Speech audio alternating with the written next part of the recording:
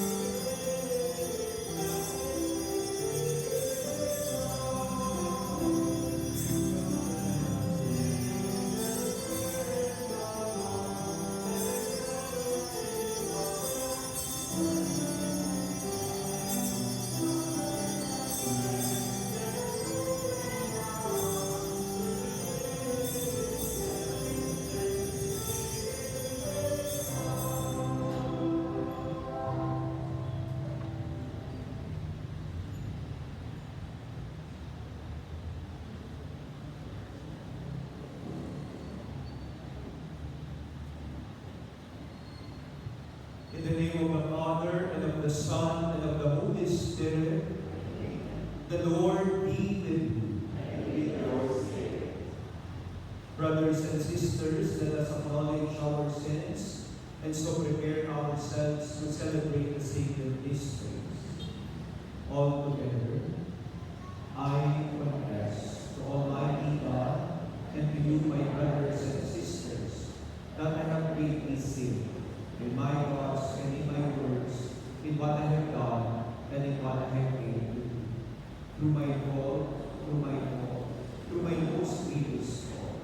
Therefore I ask Blessed Mary, ever Virgin, all the angels and saints, and you, my brothers and sisters, to pray for me to the Lord our God. May Almighty God have mercy on us, forgive us our sins, and bring us to everlasting life.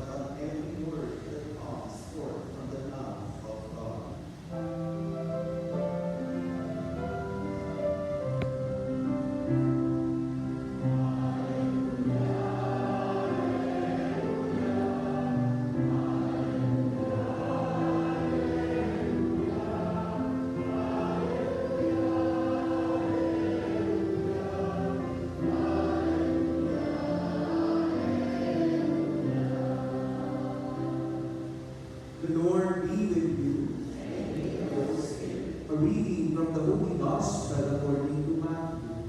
Glory to you, O Lord.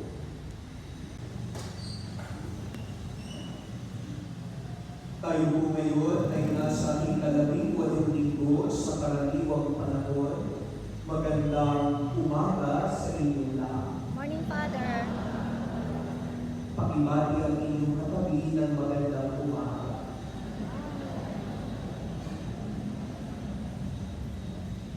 Narinig po natin sa Ebanghelyo ang pagpapakain ni Jesus sa napakaraming tao. Sabi sa Ebanghelyo, 5,000 lalaki at hindi pa nabibilang ang mga babae at mga bata.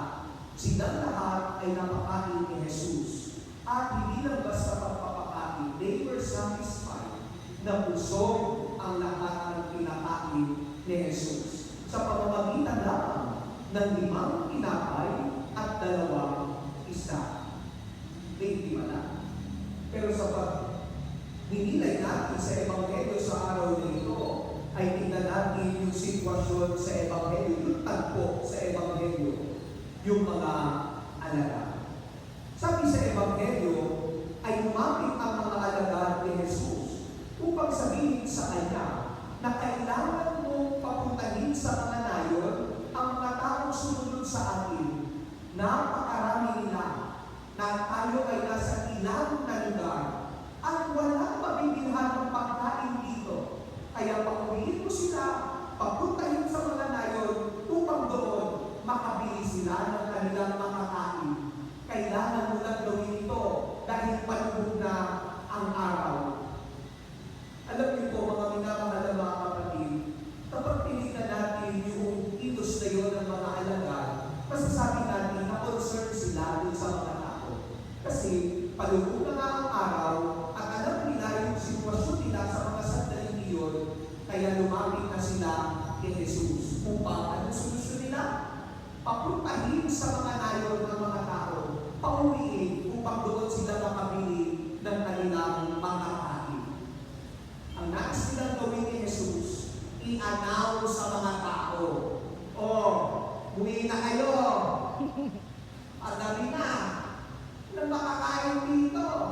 At kaya yung ginawa ng mga alagad, dahil alam nila na kapag si Jesus ang nag-announce sa mga tao, susunod at susunod ang mga tao kay Jesus. Ulitin ko mga minamahal na mga kapatid, concern yung mga alagad sa mga tao. Nais nilang sila'y makakain at huwag magutom. Pero sa kabila ng request na ito ng mga alagad kay Jesus, ang sagot ni Jesus sa kanila ay hindi. Kayo ang magpapakain sa mga tao. Kayo ang magpapakain sa kanila. Para bagang sinasabi ni Jesus sa kanila, walang aalis sa lugar na ito. Kayo ang magpapakain sa kanila. At dito nabigla ang mga alagad. Sa simula pa lang, alam nilang hindi nila kayang pakainin ang napakaraming tao. Bakit? Dahil ang meron lang sila ay 5 tinapay at 2 isda. Siguro, maraming pumapasok sa isip ng mga alagad. Dahil concerned sila, nais talaga nilang mapakain o makakain ng mga tao ito. Baka inisip nila, hindi naman kami na lang pupunta sa nayon at bumili ng makakain nila. Ang problema, kahit kami lang 12 kapag pupunta sa nayon, hindi namin mabibili din. Yung lahat ng kakainin ng 5,000 lalaki ito, higit pa. O gabi na, dahil napalubog na ang araw. Hindi kapag pumunta kami ng nayon at bumalik kami dito, baka ating gabi na. Hindi na namin, wala na sa tamang oras yung pagkain nila. O dahil na kakaunti ang mayroon sila. Siguro iniisip nila, 12 kaming alagad, idagdag mo pa si Jesus, 13 kami, lahat kami ay lalaki. Sa amin pa lang, yung 5 tinapay ay kulang na, yung 2 isda ay kulang na. O kaya sabihin natin na, sige magsasakripisyo na kami, hindi na kami nakain. Pero kahit anong paghati-hati natin sa dala namin, ay hindi pa rin ito sasapat sa iba. Baka mag-away-away pa, mabibigay yung iba, kahit kaunti, pero yung iba hindi makakakain. Baka magkaingitan pa. So, ang problema nila, kulang ang mayroon sila. Hindi sasapat kahit anong gawin nila. Kaya ang perfect solution sa problema, i-announce ni Jesus, umuwi na kayo.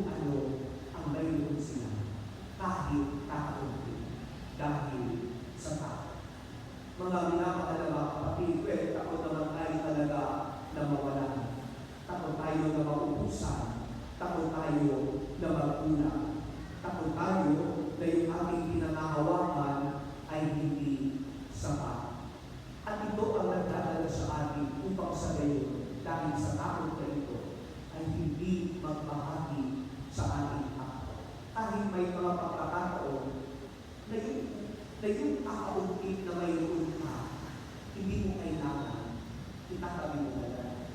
Kahit alam mo yung kakaunti na yun na mayroon ka, ay mayroon mong makikinabang na iba. Bakit? Dahil takot ka na magkulang. Alam niyo po, naalala ko yung kwento o mga balita bago pa o kung nagsisimula pa ang pandemic dito sa ating bansa. 2020 yan. Magkasunod yan, January, ay pumutok yung Bulkang Taal. Kaya may mga kailangan na sa face mask. That was Sunday. Siesta yun eh. Pag-isip ko, pag-tingin ko sa Facebook pumutok na yung Bulkang. Hindi ko alam kung totoo o fake news. Tapos sabi ko, ang malayo naman. Tapos, pagtapos ng misa sa gabi, itong mga sakristan, sa mga oras ko nung nakaasal eh. Sabi ng mga sakristan, Father, mag-taxi naman tayo. Punta kami ng Don Carlos. Taxi. Pagtabas namin, ay umawag sa mga ako. So, tapos balita na kailangan ng face mask. Tapos pumasok pa yung COVID-19, yung pandemic, late February, tapos March 15, nag-lockdown na. March 15, tanda ko dito kasi Sunday din yun. Kinansel na yung mga visa sa hapon. Lockdown, sabi ng government, 2 weeks na. After 2 weeks, 2 weeks ulit. Tapos 2 weeks ulit. Umabot ng 2 years yan. Then 2 weeks na yan. Tapos, yung nagsisimula yung pandemic nito na sinimula na noong pagputok ng bulkan, ang nakakalutong ng mga balita sa TV, nagkakaubusan ng face mask.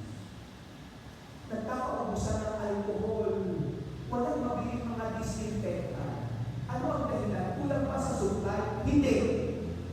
Dahil mayroong mga tao bumili ng mga kahon-kahon na face mask.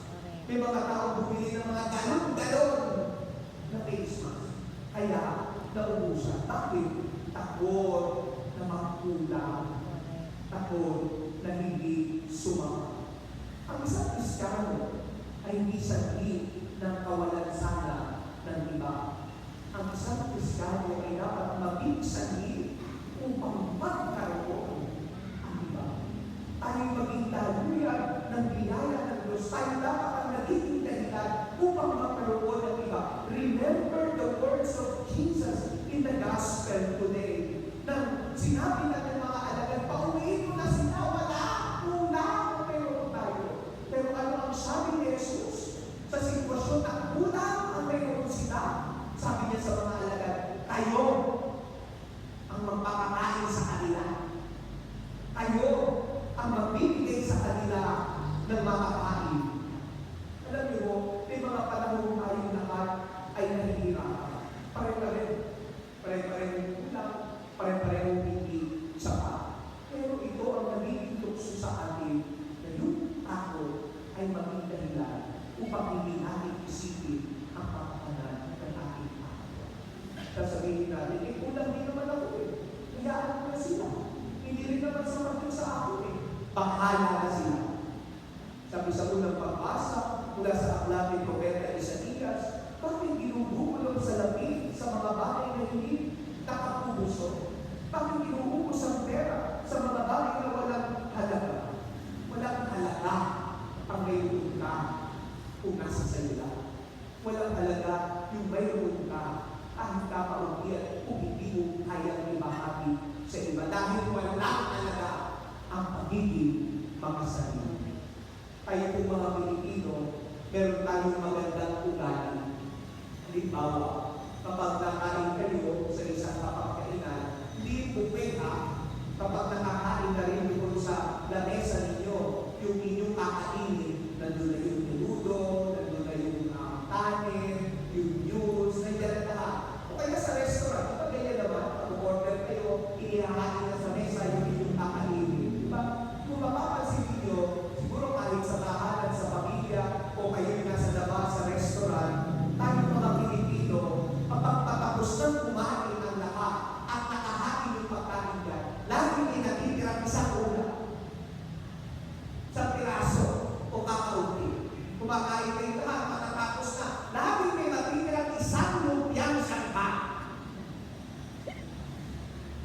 ba?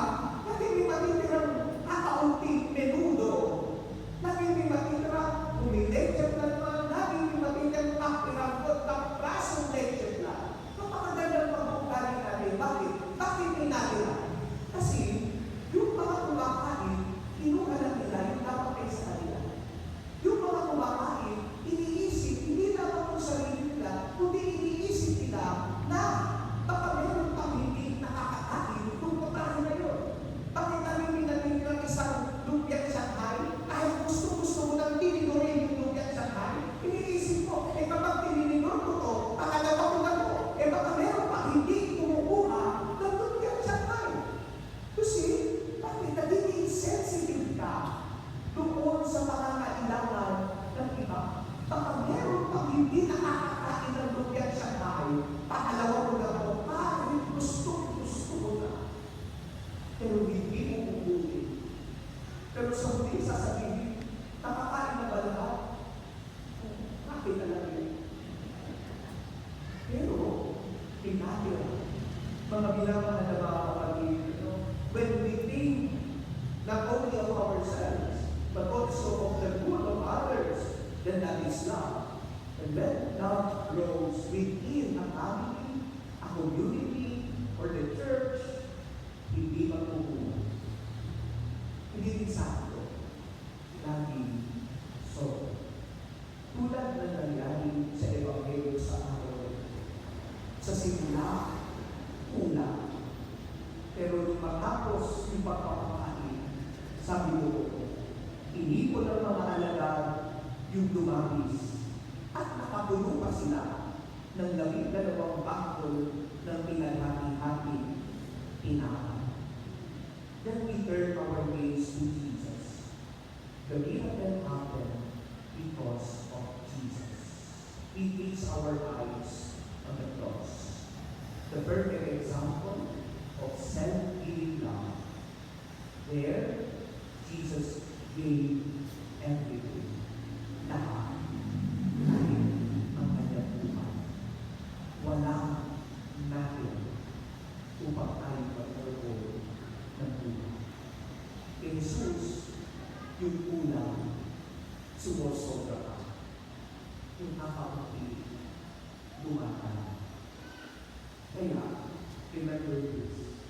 Ang isang Kristiyano na malaki ang pananampalataya sa Diyos, ibibigay kung ano ang meron siya. Kahit kung ang kulang na.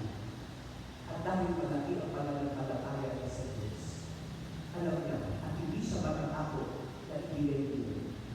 Dahil alam niya hindi siya mapapalaman. Amen. Amen. Let's pray for the urgent concerns of our community and our personal intentions.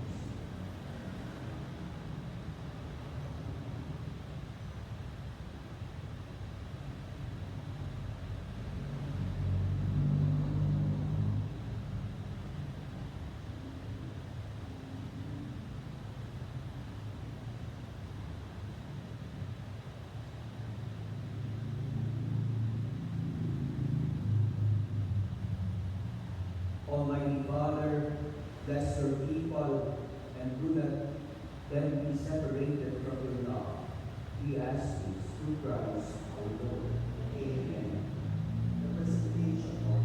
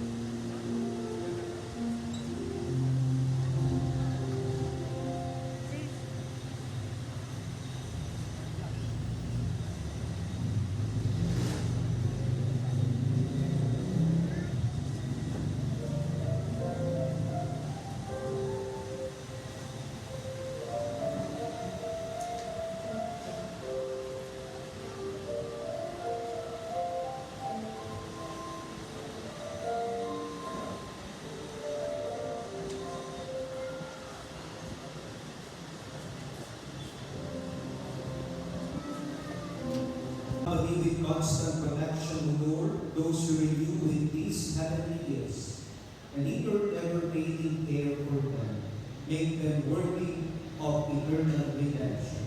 Through Christ our Lord.